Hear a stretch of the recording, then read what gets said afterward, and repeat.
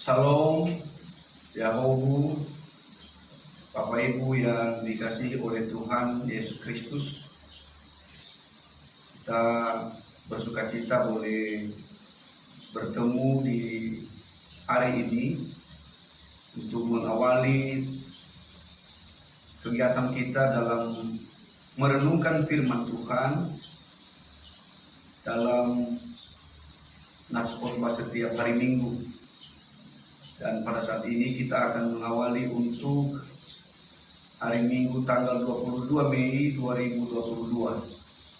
Saya Pendeta Matias Daily STH sebagai Eporus Gereja UNKP 2022-2027. Namun sebelum kita membaca dan merenungkan firman Tuhan, mari kita satu di dalam doa. Kita berdoa.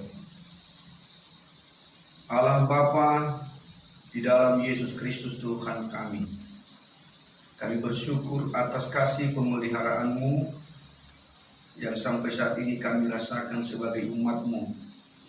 Dan kami percaya kasih Tuhan akan senantiasa mengalir dalam kehidupan kami. Karena itu kami mau membaca firman-Mu Tuhan sebagai sumber kehidupan kami. Terangilah hati dan pikiran kami, dan berfirmanlah kami, ya Tuhan, karena kami sudah siap untuk mendengarkan. Di dalam nama Yesus Kristus kami sudah berdoa. Amin. Ibu Bapak yang dikasihi oleh Tuhan, Nats Khotbah pada Minggu tanggal 22 Mei 2022 terambil dari kitab Yakobus pasal 5 ayat 13 sampai 18. Demikian firman Tuhan. Kalau ada seorang di antara kamu yang menderita, baiklah ia berdoa. Kalau ada seorang yang bergembira, baiklah ia menyanyi. Kalau ada seorang di antara kamu yang sakit, baiklah ia memanggil para penatua jemaat, supaya mereka mendoakan dia, serta mengolesnya dengan minyak dalam nama Tuhan. Dan doa yang lahir dari iman akan menyelamatkan orang sakit itu, dan Tuhan akan membangunkan dia. Dan jika ia telah berbuat dosa, maka dosanya itu akan diampuni. Karena itu, hendaklah kamu saling mengaku dosamu dan saling mendoakan, supaya kamu sembuh. Doa orang yang benar dan dengan yakin didoakan sangat besar kuasanya.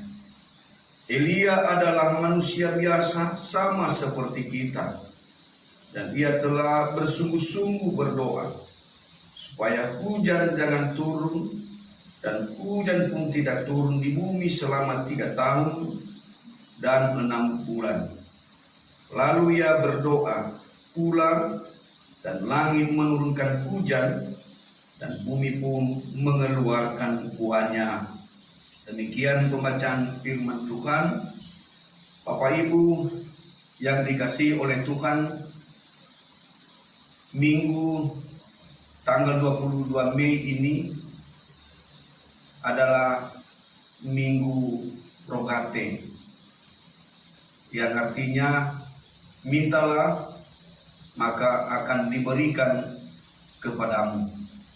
Terambil dari kitab Matius pasal 7 ayat 7. Kata mintalah menggambarkan anak kecil yang dalam kehidupan sehari-hari hanya meminta makanan dan minuman dari orang tuanya. Dalam hal ini Tuhan Yesus akan memberikan apa yang diminta oleh anak-anak. Umat Kristiani harus berdoa dan meminta kepada Tuhan Yesus Kristus atas segala kebutuhan hidupnya. Sehubungan dengan itu, yang menjadi tema Nats Khotbah kita pada minggu ini adalah doa orang benar. besar kuasanya. Saudara-saudara yang dikasihi oleh Tuhan Yesus Kristus, surat Yakobus ini disampaikan kepada kedua belah suku di perantauan yang menekankan tentang iman tanpa perbuatan itu adalah mati. Pada masa itu, cara hidup orang-orang umumnya tidak teratur dan juga hanya mengedepankan kepentingan mereka sendiri, serta tidak menggantungkan hidupnya kepada Tuhan. Itu sebabnya yang menjadi maksud dan tujuan surat Yakobus ini adalah untuk mengajarkan bagaimana cara pengikut Yesus Kristus mau hidup dalam beriman sehari-hari, dan juga menuntun hidup mereka di dalam kebersamaan dengan sesama. Secara khusus pada perikopen hari ini adalah pengajaran tentang doa orang benar, besar kuasanya bila dengan yakin didoakan. Menurut Yakobus, bahwa bukan doanya yang harus benar, melainkan doa orang yang benar. Artinya orangnya yang harus benar dan bukan doanya. Bapak Ibu yang dikasihi oleh Tuhan, pertanyaan kepada kita adalah siapa orang yang benar? Sebab dalam Alkitab mengatakan tidak ada seorang pun yang benar karena telah jatuh dalam dosa. Maka kalau yang terpenting adalah orang yang benar, maka itu artinya bagaimana caranya manusia bisa benar. Untuk itu Yakobus mengatakan bahwa orang yang berdosa yang mengaku bahwa dia berdosa di hadapan Allah sehingga dia dibenarkan oleh darah Yesus Kristus, itulah yang disebut sebagai orang yang benar. Maka dalam hal berdoa pun juga berlaku bahwa orang benar adalah orang yang sadar bahwa ia berdosa. Dan sebelum ia berdoa, maka ia mengaku dosanya kepada Tuhan. Sama seperti orang sakit. Maka ia sadar bahwa ia sakit, sehingga ia butuh dokter dan obat. Ibu bapak yang dikasihi oleh Tuhan, doa sangat penting dalam hidup setiap orang percaya. Oleh karena itu, doa harus datang dari hati yang utuh, atau dari orang yang sudah mengaku dosanya di hadapan Allah, serta mengharapkan pertolongan hanya dari Tuhan. Itulah sebabnya pada ayat 16 sampai 18 Yakobus memberi contoh seperti Elia. Elia adalah manusia biasa sama seperti kita.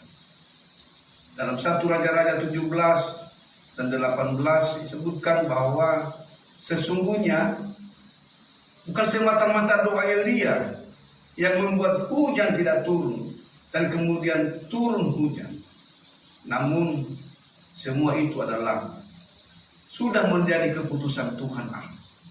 Artinya bahwa kita tidak perlu menjadi Superman dalam tanda petik dalam hal berdoa. Sebab bukan keistimewaan kita yang mengerjakan sesuatu dengan jalan berdoa, melainkan Allah. Kalau ia menghendaki, maka itu akan terjadi. Untuk itu Bapak Ibu yang dikasihi Tuhan, ada 3 hal yang perlu kita miliki sebagai orang yang benar. Yakni pertama, kita harus menggantungkan hidup kita kepada Tuhan. Terambil tadi dari ayat yang ke-13. Hidup di dunia ini pasti mengalami penderitaan dan kesenangan.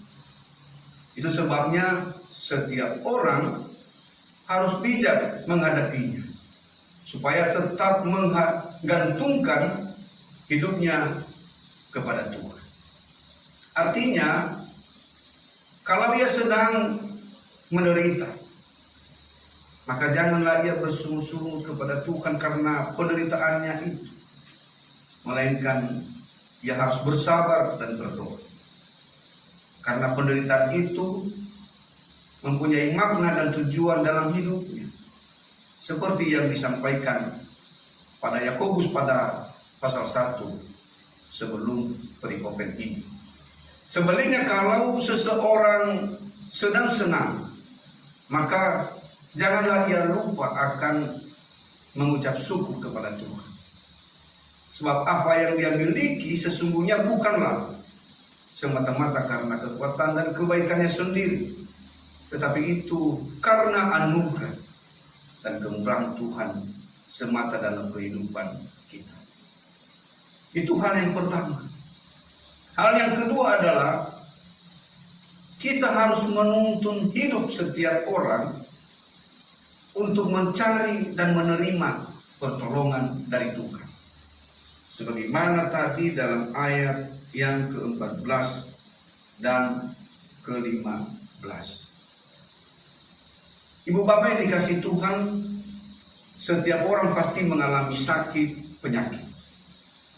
Maka yang menjadi perhatian Yakobus adalah bagaimana seseorang yang sedang mengalami kesakitan itu dapat dituntun hidupnya untuk dapat menggantungkan kehidupannya kepada Tuhan supaya bisa sembuh. Maka hal itu yang pertama dilakukan adalah memanggil penatua jemaat, yang adalah orang yang telah ditetapkan oleh Tuhan sebagai hambanya di tengah-tengah umat, dan bukan memanggil para dukun.